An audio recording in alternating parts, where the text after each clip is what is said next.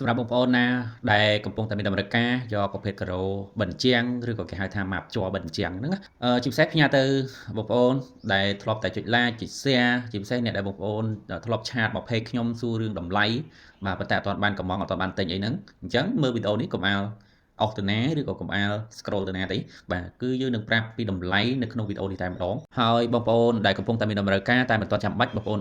កំពុងតែធ្វើផ្ទះថ្មីឬក៏កំពុងតែមានកម្រោងបាទចង់ដេកផ្ទះឡើងវិញអីចឹងបងប្អូន share វីដេអូនេះទុកមួយទៅបាទព្រោះតម្លៃគុណភាពនិងការប្រើប្រាស់គឺខ្ញុំនឹងប្រាប់នៅក្នុងវីដេអូនេះតែម្ដងហើយយើងក៏មានជាប្រភេទក្រអូបិទបាតផងដែរបាទហើយខ្ញុំសូម detail តែមួយម៉ូតនេះបានហើយបាទដោយសារតែម៉ូតនេះគឺលក់ដាច់ខ្លាំងចូល stock ប្រហែលក៏អស់ដែរដោយសារតែវាពណ៌ឈើបែបឈើបេងបងប្អូនហើយយើងមើល detail ឲ្យច្បាស់ឲ្យគៀកសាច់របស់វាគឺគ្រើមឆ្នូតបងប្អូនអញ្ចឹងពេលបងប្អូនត្រូវទឹកធ្វើអីក៏មិនខ្លាយរអិលដែរហើយយើងអាចយកទៅបិទនៅបន្ទប់ទឹកបានទៀតបាទបើសិនជាបន្ទប់ទឹករបស់យើងហ្នឹង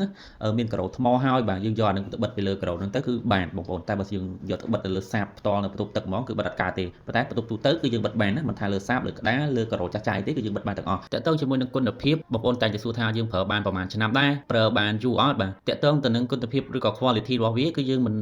លំអិតច្បាស់ទេដោយសារតែយើងមិនបានបញ្ជាក់មកពីខាងរោងចក្រផ្ទាល់នោះទេតែអ្វីដែលយើងអាចប្រាប់បងប្អូនបានគឺគុណភាពរបស់វាហ្នឹងយើងប្រើ5ទៅ6ឆ្នាំបាទអាចដល់ទៅ10ឆ្នាំទៀតបាទមិនតន់ខូចទៅណាទេដោយសារតែការ៉ូហ្នឹងវាជាប្រភេទការ៉ូជ័រស្វិតបងប្អូនអញ្ចឹងវាអត់មានត្រូវខូចខាតដាច់រលាត់ឬក៏ធ្លុះធ្លាយដូចទៅនឹងប្រភេទអេប៉ុងប្រភេទក្តារអីនោះទេបញ្ហាតែមួយគត់ដែលធ្វើឲ្យការ៉ូនេះមិនបានយូរវែងដូចទៅនឹងការ៉ូថ្មគឺបញ្ហាត្រង់ថាវាឆាប់ចាស់បងប្អូនអញ្ចឹងយើងប្រើ5 6ឆ្នាំទៅពណ៌វានឹងអាចនឹងប្រែពណ៌ឬក៏វាចាស់ហើយបើសិនជាបងប្អូនត្រូវការដូរក៏វាមានភាពងាយស្រួលហើយតម្លៃក៏ធូរថ្លៃជាងប្រភេទការ៉ូថ្មដែរអញ្ចឹងនៅក្នុងវីដេអូនេះគឺខ្ញុំបាន detail អស់ហើយទាំងការ៉ូបាត់និងការ៉ូអញ្ចឹងហើយចំពោះតម្លៃបើសិនជាខ្ញុំនឹងនិយាយនៅក្នុងវីដេអូនេះគឺយើងកាន់តែវែងអញ្ចឹងបងប្អូនអាចមើលនៅលើ description បាទគឺខ្ញុំដាក់តម្លៃលក់និងតម្លៃបងប្អូនមកដល់ឃ្លាំងក៏ប៉ុណ្្នឹងដែរអរគុណ